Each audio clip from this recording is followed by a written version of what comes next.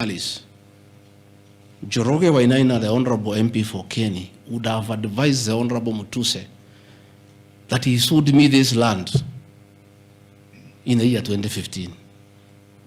I have a sale agreement I'll give you with this picture. I bought this land from the Honorable Njoroge Wainaina in 2015.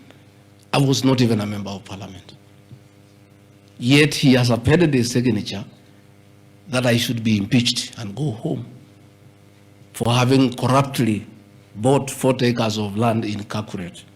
In fact, the land is not 40 acres, actually 35. The allegation is that it's 40 acres.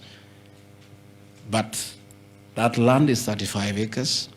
The people of Kakuret know it. I bought it from the Honorable MP for Kenny. And had he read this motion, I'm sure he would not have signed it. But as you all know, there was a lot of coercion. There was a lot of intimidation.